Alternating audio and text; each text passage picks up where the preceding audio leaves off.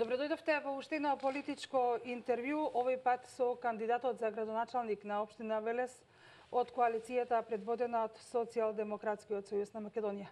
Велам добре дојде за господинот Аце Коцевски. Добро ве најдов, благодарам на поканата, поздрав до вашите гледачи, благодарам на можноста да поразговараме. Господине Коцевски, во трка сте за градоначалнички мандат од 4 години. На крајот сме веќе од изборната кампања. Ве започето како ја оценувате? Кампањата има една контрадикторност конкретно во Велес. На терен нема никакви проблеми, многу мирна кампања, како никогаш досега. Не сме имале никаков инцидент. Нашите собори се одлично посетени, имаме добра комуникација со граѓаните и со различните целни групи на граѓани со кои имаме средби. Не сме имале никакви проблеми со политичкиот противник. Единствено ново во оваа кампања е што јас како кандидат, а не СДСМ, сум изложен на многу црна, жестока кампања со многу навреди, со многу невистини, заради што морав да се обратам до надлежните институции, да побарам извинување најнапред, потоа опомена пред тужба и на крај поднесување на кривична пријава. И третиот елемент е што првпат сум изложени на конкретни закани по мојата лична безбедност и по мојот живот. Но во една прилика рековте дека не ги сваќате за сериозни. Сега станаа тие сериозни? Па, пошто бидејќи два пати се повторија тие закани, сепак се одлучив да пријавам во Министерството за внатрешни работи, да има трак од тоа. Сега мислам дека и полицијата и јавното обвинителство испитуваат дали се работи за сериозна закана. Мене не ми изгледаше тоа во почеток како сериозно, меѓутоа бев предупреден дека се користени детски профили, меѓутоа содржината е пишувана од возрастни лица и заради тоа не сакав ништо да оставам на случајност, не толку заради мене, колку заради безбедноста на моите деца, на моето семејство. Пред да поминеме на она што како кандидат го нудите на Велешани, би сакала само кратко. Велите, изложени сте на кампања која што според вас е недолична за водење. Од политичар станавте бизнисмен. Во јавноста се пласира информации околу тоа колку плата исплаќа Коцевски на своите вработени. Вака, значи, јас бев градоначалник до 2009 година. После тоа една година се занимавав со консултантски работи од областа на локалната самоуправа. Не станав веднаш бизнисмен. Давав совети на градоначалникот на Тетово и на градоначалникот на Рачиново по еден ден во неделата. Исто така работев на повеќе меѓународни проекти од областа на локалната самоуправа.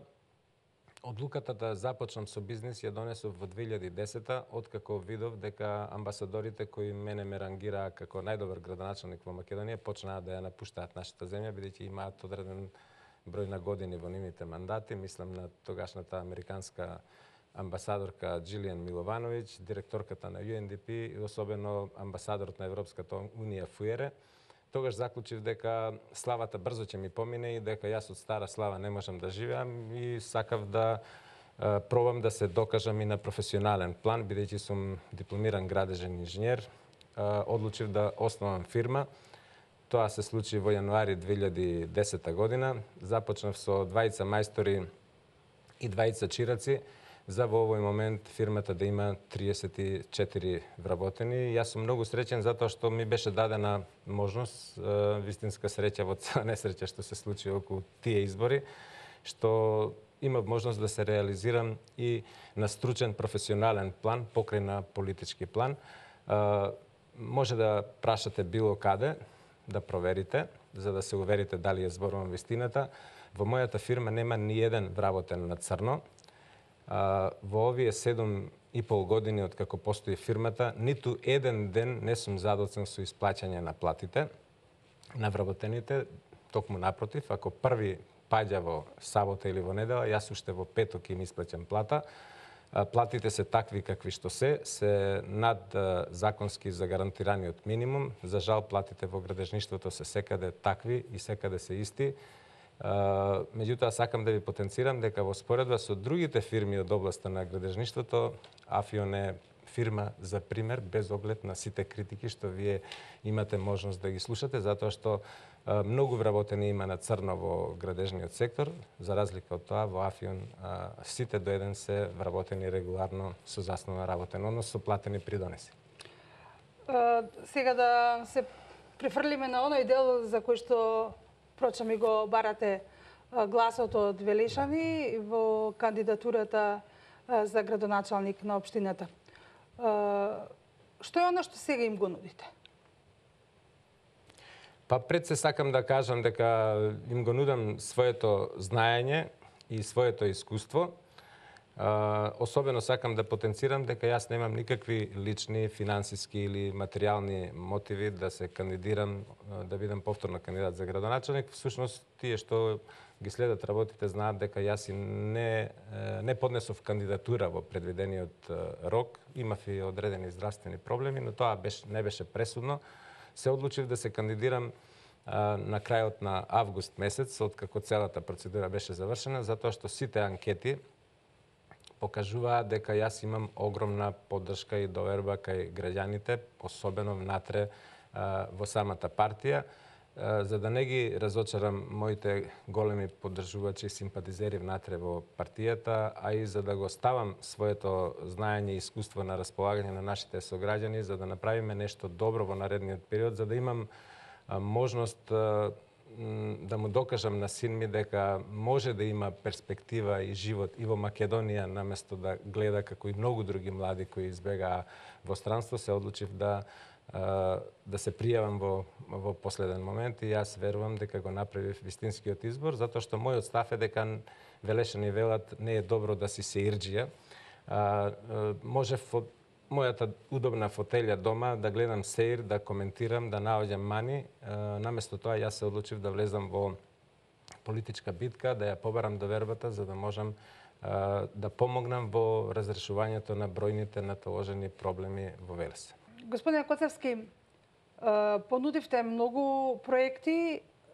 Кои се вашите топ проекти или топ 10 проекти, како што велиме ние, секој политичар ги има за наредниот 4-годишен мандат, доколку Велешани вие дадат довербата? Изборните програми на сите кандидати за градоначалници беа правени по одреден терк.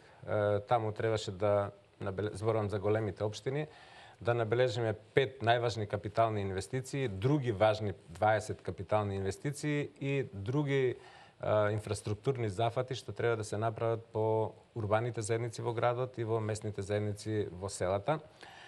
Но би тргнал последниот редослед. Најнапред сметам дека како за мене, односно за Велес, така и за сите други општини е важно градоначалникот, односно општината, да гарантира успешно извршување на сите законски доверени надлежности на општините со процесот на децентрализација. Тоа е под број 1 и под број 2 општината и градоначалникот да гарантираат дека граѓаните ќе добијат брзи, квалитетни и ефтини услуги за сите оние потреби кои според законот се поврзани со одлучување во локалната самоуправа. Од клучните капитални објекти би сакал да ги издвојам следните.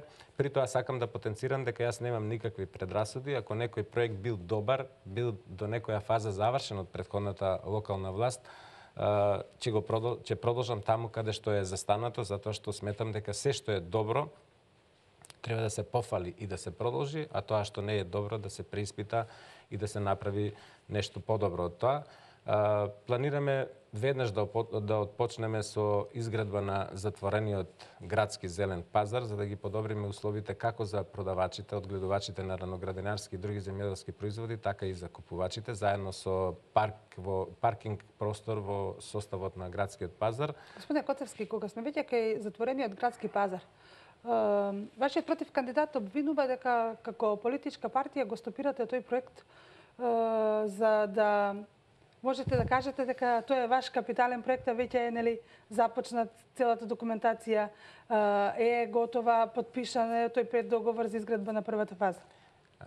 Видете, воопшто тоа се смешни аргументи, тоа е голем капитален проект кој не може да се заврши за неколку месеци, да се разбереме. Значи, целта нивна беше да стават камен темелник во функција на локалните избори. Треба да знаете дека општината е во долгови до гуша, кои изнесуваат некаде околу 3 милиони евра И сите овие манифестации што сега ги прават во предизборниот период со ставање камен темелници, па сликање пред челичната конструкција на надвозникот кај Башино село и кружниот тек на сообраќајот кај гимназијата, се тоа многу површни детски работи што ги прават без потреба, сметајќи дека ќе соберат некој ефтин политички поен и некој глас, затоа што сето тоа ќе го плати идниот градоначалник. Дали ќе видам јас или некој друг е помалку важно, но сето тоа не може ниту да се заврши до изборниот ден, ниту пак да биде платено до изборниот ден. Така да јас многу потемелно, посуштински им приоѓам на работите и тоа не е така, затоа велам ако проектот кој они го започнале е добар, јас ќе продолжам таму каде што тие застанале, затоа што ако немаш да се поништи тендерската постапка, ќе се продолжи таму каде што они застанале. Ако е добро изведена, дури и да не е добро направена челичната конструкција за мовчето над автопатот за поврзување на Башино село со градските гробишта, неминовно е тоа да се продолжи. Не може тие пари, тие не се мои пари, не се пари на Чадиев, тие се пари на граѓаните. Тие мора да се ценат и тоа што е почнато да се доврши. Така да немам јас никакви проблеми околу тоа. Мислам дека треба сите да бидеме многу посериозни без оглед што се избори во прашање. Да продолжиме понатаму. Да. Следните ваши проекти? За другите проекти сакам претходно како увертира да го кажам следното. Ние поаѓаме го имаме пристапот да ги разрешиме најклучните проблеми со кои се судираат во моментов граѓаните на Велес. Затоа што проблемот со паркирањето е еден од најважните проблеми. Нудиме решение за изградба на катна гаража, не многу висока, за да не му конкурира на судот и на споменикот на Кочо Рацин, делумно подземна, делумно надземна, во централното градско подрачје. Планираме да изведеме уште неколку други паркинг простори во деловите каде што железничката пруга низ Велес минува во усек, по примерот како што се градат подземните железници, метроа во странство. Неколку локации има такви во Велес кои нудат изварени можности.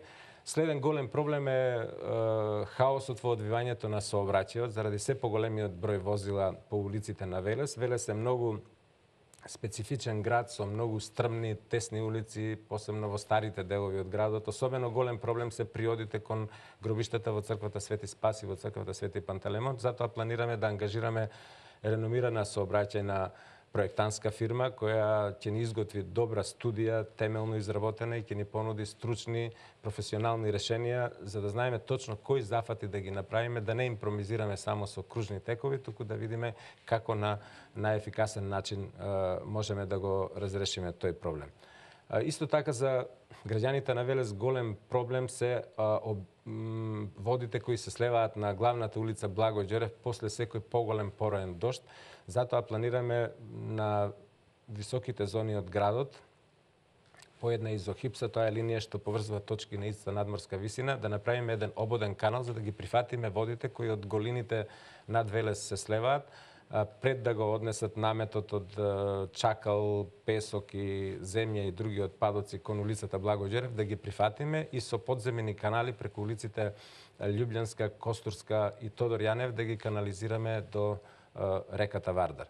Планираме исто така да со поддршка на владата да почнеме со процесот на гасификација на Велес. Гасот е убедливо најевтин енергенс, ќе донесе многу заштети и на стопанствениците во Велес, потоа и на јавните институции, а на крај и на домаќинствата. Се надевам дека со заштедите што ќе бидат направени ќе може стопанствениците средствата да ги вложат во дополнителен развој и да отворат нови работни места. Планираме со средства од предпристапните фондови на Европската унија да решиме два големи проблеми. Пред се да изградиме колекторски систем и пречистителна станица за третман на фекалните отпадни води како од индустријата, така и од домаќинствата.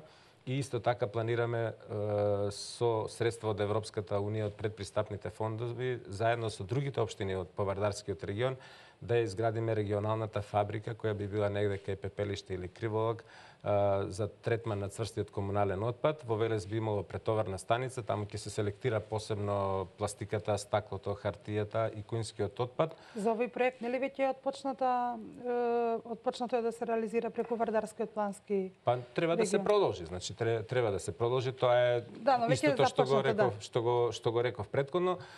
Битно е да се спомне дека сегашната депонија која е нестандардна и представува опасност за околината ќе биде конзервирана.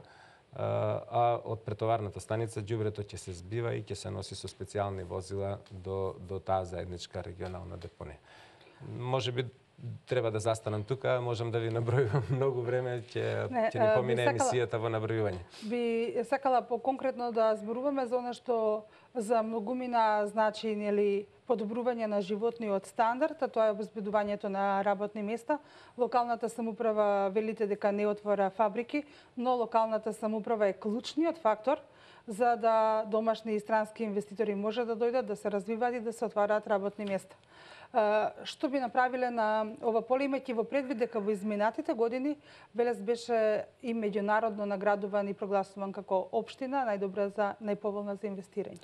Вака, значи тука се поделени надлежностите помеѓу централната и локалната власт. Големи се надлежностите и на државата и на општините, особено по процесот на децентрализација. Значи општината во рамките на своите надлежности може да урбанизира простори за индустријски зони. Тоа веќе е завршена работа во Велес. Следнава етапа треба да биде таму каде што е застанато, да се продолжи со изградба на комуналната инфраструктура во постоечките индустријски зони. Еве, вие каде што сте сместени тука сте сведоци во каква состојба се улиците. Треба многу да се инвестира во индустријските зони и нашиот став е дека треба во статусните права да се изедначат и странските и домашните, односно домашните инвеститори да се изедначат со странските, за да може и нив да ги привлечеме да инвестираат во индустријските зони. Се надевам дека тоа успешно ќе го направиме во наредниот период. Велес со својата местоположба треба да е многу поконкурентен од другите општини по дефиниција, затоа што се наоѓа во близината до Скопје. До Скопје и блиску е до аеродромот. Покрај Велес поминуваат главниот автопат и сите краци на железничките пруги. Останува само да обезбедиме квалитетна, квалификувана работна рака, која за жал се помалку ја имаме, за да бидеме интересни за потенцијалните инвеститори. Кога станува збор за образованието, иако во целост тоа не е во надлежност на локалната самоуправа, сепак ингеренциите и тука се големи. Вие ветувате изградба на ново училиште, иако сите сме свесни дека во Велес бројот на паралелки кои што обстојуваат со помалку ученици е многу голем. Исплатливо ли ќе биде економски тоа училиште, ако се знае дека во сите останати училишта има слободен простор? Да, се согласувам, тоа е една многу непријатна состојба, меѓутоа заради неправилниот распоред или несоодветните локации на училиштата, имаме проблеми затоа што некои ученици и од најмалите возрасти треба да патуваат дневно на растојание подолго од 2 километри.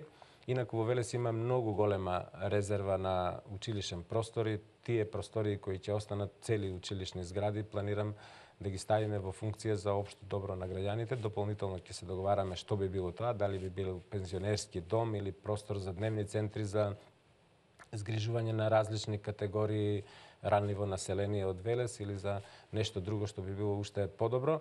Мојата идеја беше да се дислоцираат гаражите на јавното комунално предпријатие Дервен од населбата Тунел во индустријската зона каде што се наоѓаме сега, а на тоа место да се изгради некој објект кој ќе има јавен карактер. Дилемата беше дали да биде дом за згрижување на пензионери или да биде основно училиште, и тоа мислев на 4-годишно основно училиште, за да обезбедиме услови најмалите деца да не мора да се малтретираат. Или другата алтернатива би било, ако не успееме тоа да го направиме, да обезбедиме многу квалитетен превоз, безбеден превоз на учениците до постоечкото училиште Васил Главинов. Учениците сега имаат превоз? А нашите планови се да изградиме ново училиште во селото Клуковец. Таму децата учат во субстандардни услови, како да сме во 19 век.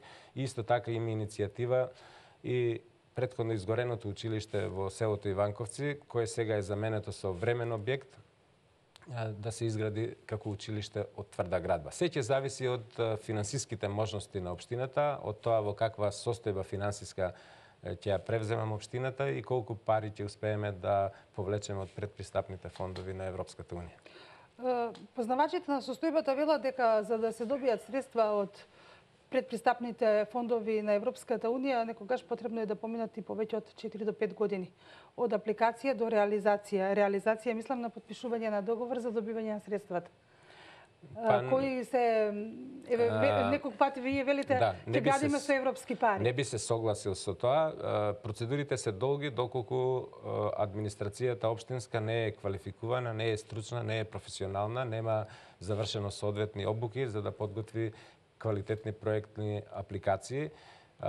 Критериумите на Европската унија се многу строги и за жал тука општина Велес не се покажала во добро светло. Повеќе пати се враќани проектите на преработка и доработка, затоа се смета дека траат долго. Доколку се направи спротивно како што јас планирам, да направиме стручен тим од млади професионални кадри кои знаат добро барем по еден или два светски јазици, кои имаат искуство или дополнително ќе им се направи дополнителни тренинзи, искуство за правење на добри проектни апликации.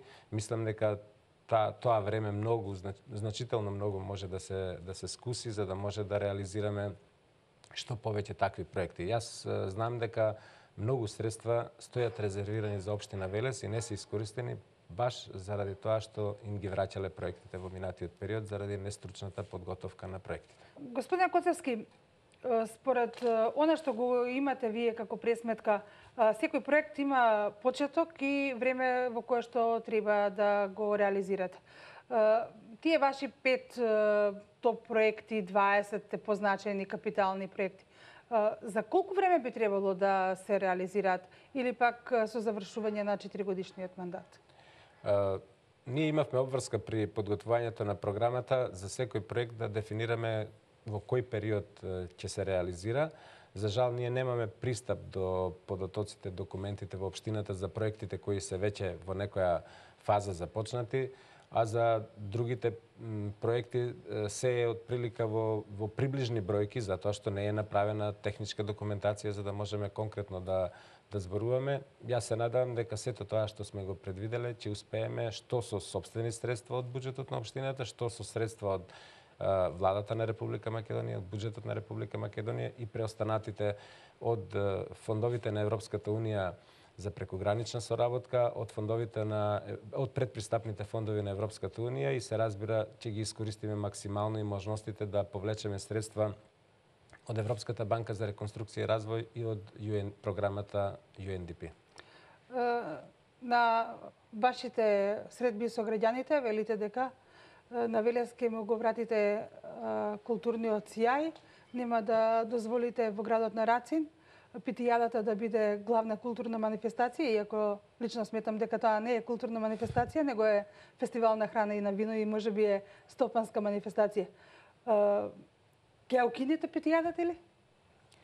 Па нема да ја укинам питијадата, меѓутоа стојам за тоа што го кажав. Греото е тоа што му се случува на Велес. На времето Рациновите средби беа една од трите најважни културни манифестации по својата тежина и заради Рацин на државно ниво, заедно со Охридското културно лето и Струшките вечери на поезијата. Сега воопшто не е така. Рациновите средби беа директно пренесувани на националниот медиум. Тоа не е доволен показател за да биде така. Мислам дека треба да им се врати стариот сјај на Рациновите средби. Аз се согласувам со вас. Питијадата не треба на граѓаните на Велес и на Македонија да им се продава како културен настан, туку таа треба да биде со поинаква содржина и на друга локација од оваа во која сега се случува, затоа што е убаво луѓето да се забавуваат, меѓутоа животот во Велес сепак треба да се одвива во некоја нормала и во тие неколку дена кога трае питијадата. Јас се надевам дека ние ќе продолжиме со питијадата. На крајот на кришта јас сум прв организатор на питијадата, почна скромно како хуманитарна акција, доби сега сосем друга димензија, меѓутоа се надевам дека ќе најдеме посоодветна... Не беа невладините организации први, па потоа со поддршка? Со нас, со општината, да, така беше. Фондацијата Фокус беше иницијатор. Средствата што ги собиравме заеднички ги доделувавме за некоја хумана цел. Сега питијадата ја изгуби таа димензија, отиде во друг правец по примерот на големите популистички слични активности во Струмица и во Прилеп, да кажеме, како што се Пиво Фест и така натаму. Јас се надевам дека... Велешани живеат за питијадата исто подеднакво колку што живеат и за Рациновите средби.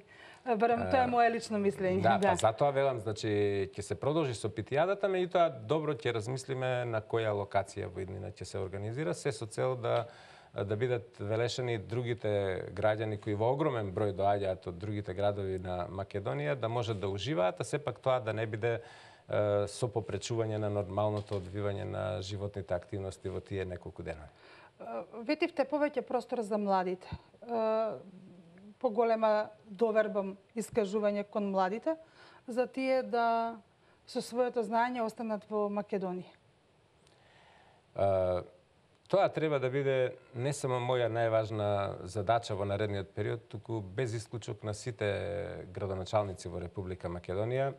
За жал, младите во се поголем број ја напуштаат државата тогаш кога најмногу можат своите креативни способности и младешка енергија да ги вложат во развојот на својата татковина која многу инвестирала во нив во бесплатното образование. Тогаш кога тие најмногу треба да дадат за општеството, ние како готови кадри, образовани, профилирани, ги даваме на Германија, на Белгија, на Швајцарија или на Америка. Тоа не може да се случи преку ноќ, меѓутоа сите ние заедно со владата во партнерство треба да работиме, да создадеме што повеќе предуслови, предпоставки, нашите општини да ги направиме убави, посакувани места за живење во кои младите својата сегашност и својата иднина ќе ја градат тука, во својот роден град, а не некаде во странство. Ќе биде тешко, меѓутоа се надевам дека ќе успееме да го ублажиме тој проблем. Ако во Велес за нешто има консензус, тоа е за екологијата и за борбата за здрава животна средина. Тука чинам дека партиската припадност нема големо влијание, но сепак што е она што го ветувате во вашата изборна програма на полето на екологијата? Екологијата ќе биде еден од врвните приоритети. Велес конечно треба да се справи со топилницата дефинитивно. Топилницата за жал се уште нас не загадува, иако не работи долго време. Мора да се види што ќе се случува со депонијата за олово-цинковна згура која представува се уште опасност за нас. Мора да се најде трајно одржливо решение за прочистување на загадените почви и во градот, во парковите, детските игралишта и особено во Речани и Башино село од тешките метали со така наречена фиторемедијација.